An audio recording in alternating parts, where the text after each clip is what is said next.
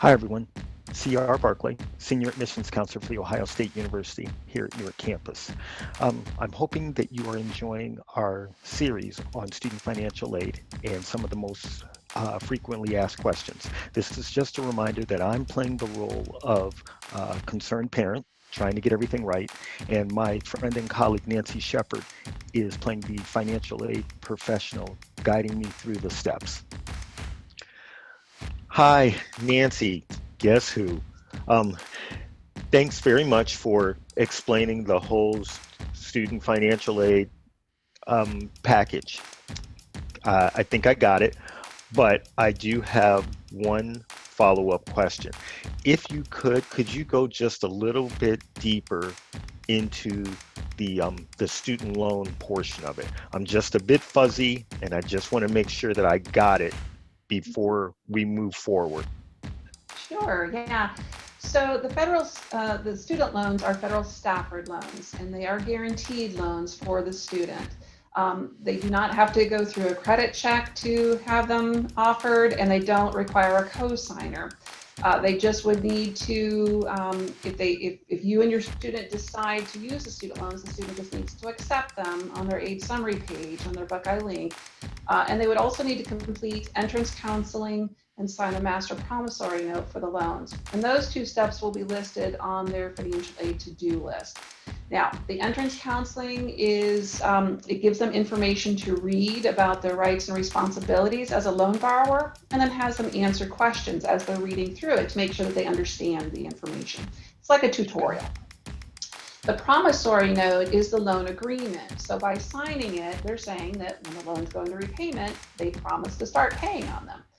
Now, for both loans, the student could be offered either a combination of subsidized and unsubsidized loans or unsubsidized loans only. It depends on their financial need.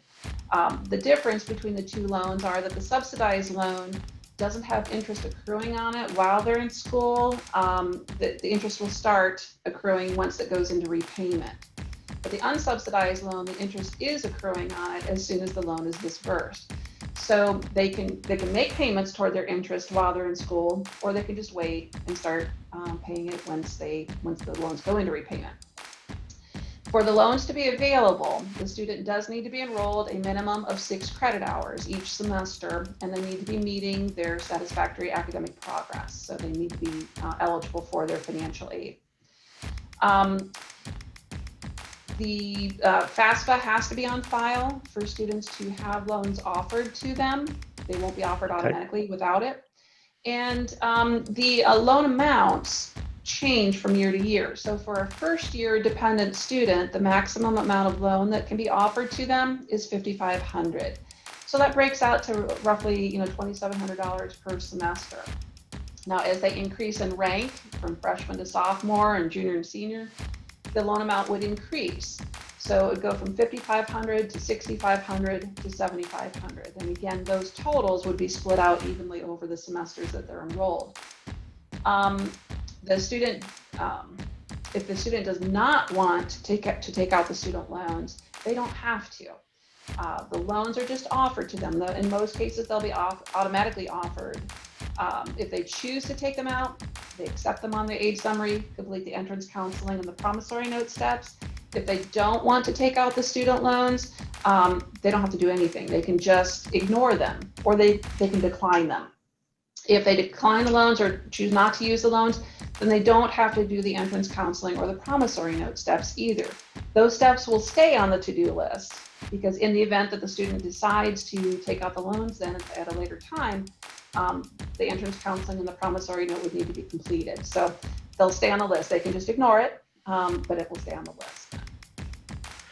Okay, so my follow-up question is, so you're saying that, let's say autumn semester, we do our budget and we decide that we do not need any of the loans.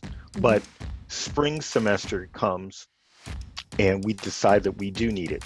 You're saying to me that the loans, my student is still eligible for the loans, and as long as they go and they do the entrance counseling and sign the master promissory note for spring semester, they could receive aid for spring semester.